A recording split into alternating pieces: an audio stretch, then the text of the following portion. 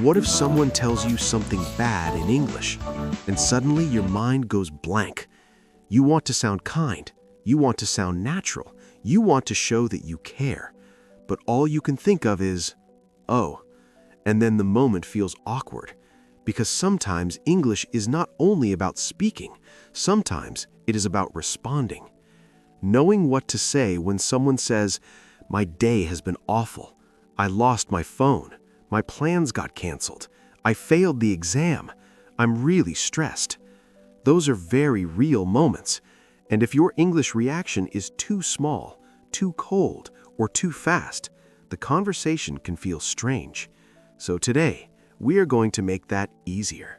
Hello, everyone, and welcome back to Speak English with Sam and Lily. This is the place where we help you speak English in a way that feels useful, real, and human. Hi, Sam. Something happened today that made me think about this topic immediately. Oh, really? What happened? I met someone I know this morning. We were just having a normal little conversation, nothing serious, just one of those everyday moments. And then she said, "I've had such a terrible morning." And for 1 second, I froze. Yes, that exact second. That tiny moment when you know you should say something kind, but the right English does not arrive fast enough. Exactly. I did respond, but later I thought, I could have sounded warmer. That is such a real problem for learners, because reacting to bad news is different from small talk. It's different from asking questions. It's different from telling a story. Here, the words have to feel caring. And that's our topic today. How to react to bad news in English. Not dramatic English, not formal textbook English, real-life reaction English. The kind you need when someone says something difficult, stressful, disappointing, or sad. And before we continue, if you enjoy these kinds of real-life English conversations, please like the video. And subscribe to Speak English with Sam and Lily for more easy English podcast episodes. And if you know someone who wants to sound more natural in English, share this episode with them. Okay, let's start with something important. Not all bad news is serious in the same way. Yes, some bad news is small, annoying, frustrating, but small. Like, my bus was late, I spilled my coffee, I forgot my umbrella, I had such a busy morning. And in those situations, your English reaction can stay light. You don't need very big emotional words. You can say things like, "Oh no, that's annoying. That's a shame. What a pain. That sounds stressful." Let's do one. If I say, "My coffee spilled all over my bag this morning," you might say, "Oh no, that's so annoying." Yes, that feels very natural. Kind, but not too heavy. Or if you say, "My bus was late and I was nearly late for work," I can say, "Oh no, that's such a pain." That is the first big idea today. The tone should match the size of the news. Yes, small bad news usually needs a light but warm reaction. This happens all the time in real life. At work, with friends, with classmates, even with strangers sometimes. Someone says, "What a day," or "Everything went wrong this morning." And your job is not to fix the problem, just to respond like a real person. Exactly.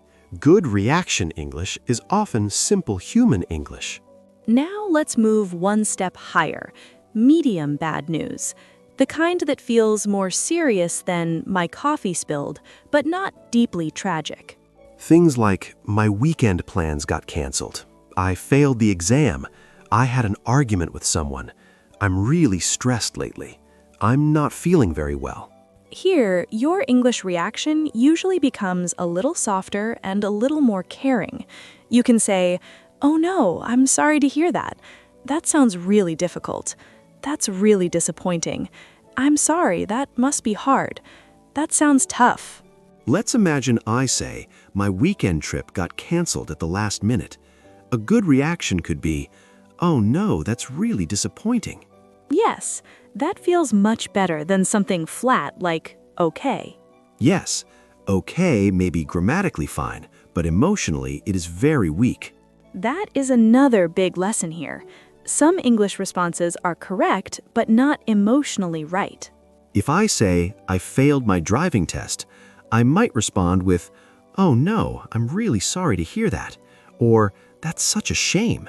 Those feel natural because they do two things. They acknowledge the bad news and they show care.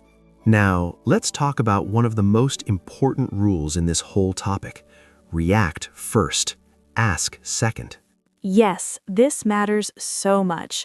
When someone shares bad news, your first job is not to investigate. Your first job is to react like a real person. For example, if I say, I lost my phone, a weak reaction might be, where? Yes, that sounds too fast, too practical, too cold. A better response is, oh no, that's awful. Where did you lose it? Exactly. Reaction first, question second. If you say, I failed the exam, I should not jump straight to, why? A warmer response would be, oh no, I'm really sorry to hear that. What happened? If someone says, my plans got canceled, a good response is not just when. A better response is, oh no, that's such a shame. What happened? This makes English sound more caring immediately. Let's do a tiny practice together. I'll say some bad news. You react first, then ask. Okay. I had a terrible morning. Oh no, that sounds rough. What happened? My meeting got canceled again. Oh no, that's really frustrating. Why was it canceled? I'm not feeling very well today. Oh no, I'm sorry to hear that. Are you okay? Yes, that is exactly the feeling we want. Warm first, curious second. I think this is a good place to say something important. You do not need dramatic, emotional English. You do not need huge words. You do not need to sound like a film actor. You just need calm, caring English. Simple English can still sound very kind. Now, let's go a little deeper. What happens when the news is more serious?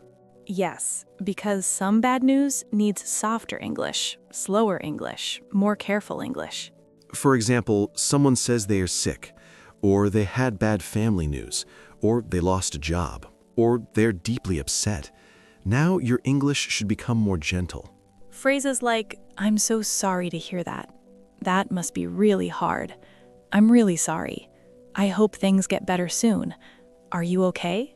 Notice the tone there. Less playful, less casual, more gentle.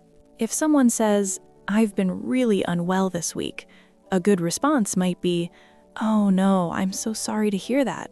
Are you okay? If someone says, I've had some bad family news, you might say, I'm really sorry. That must be very hard. This is where many learners worry too much. They think they need very advanced English, but often the best response is not advanced. It is just sincere. Yes, calm English is often kind English. Now, let's talk about what not to say, because this is important too. Yes, some reactions are grammatically correct, but emotionally wrong. For example, okay, that's life. It's fine. Whatever. Or asking too many questions too quickly. If someone says, I failed my exam, and the response is, okay, that sounds flat. It sounds like the feeling was missed completely. Another common problem is making it about yourself too fast. For example, my plans got canceled. And the other person says, oh yeah, that happened to me last month, and then my day was terrible, and... Yes, maybe later you can share your own story, but first the focus should stay with the other person. Exactly. In these moments, English should feel supportive, not competitive. Now, let's move to something really useful, offering support naturally.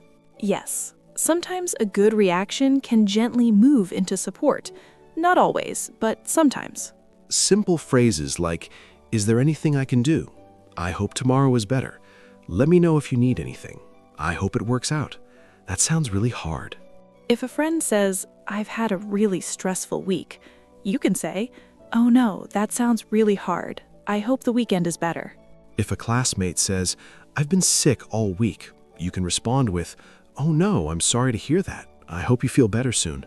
If a coworker says, this project has been a nightmare, you might say, oh no, that sounds stressful. Let me know if I can help. Again, notice the language. Simple, kind, useful. Okay, now let's do one full situation twice. First awkward, then natural. Let's do it. A friend says they failed an exam. Awkward version first. I failed the exam. Oh, why? Yes, that is exactly what we do not want. Too fast, too cold. Now the natural version. I failed the exam. Oh no, I'm really sorry to hear that. That's really disappointing. What happened? I just got really nervous and everything went blank. That sounds awful. I'm really sorry. That feels much better. Warmer, more human. Let's do one more. A coworker says they had a terrible morning. Awkward version first. I've had a terrible morning. Okay. Yes, that sounds so flat. Now the better version. I've had a terrible morning. Oh no, that sounds rough. What happened? My train was late and then I forgot my keys. Oh no, what a morning. I hope the rest of the day is better. Much better. Now the English sounds supportive. So, what have we really learned today? We learned that light bad news needs light but warm reactions. We learned that bigger bad news usually needs softer and more caring English. We learned to react first and ask second. We learned that simple English can still sound very kind. We learned that some responses are grammatically fine, but emotionally weak. And we learned that calm English is often the most caring English. Yes. When someone shares something difficult, you do not need magic words. You do not need perfect words. You just need human words. You do not need perfect English to respond kindly. You just need calm, caring English. And now we want to hear from you. Which reaction phrase from today do you want to remember most? Or tell us what is harder for you, knowing what to say or knowing what to ask after bad news. We love reading your comments, and it's a great way to practice real English. And if this episode helped you, share it with one friend today. And don't forget to subscribe to Speak English with Sam and Lily if you are new here. Thank you so much for listening today. We believe in you. Keep practicing. You can do this. See you in the next episode. Bye, everyone. Bye-bye.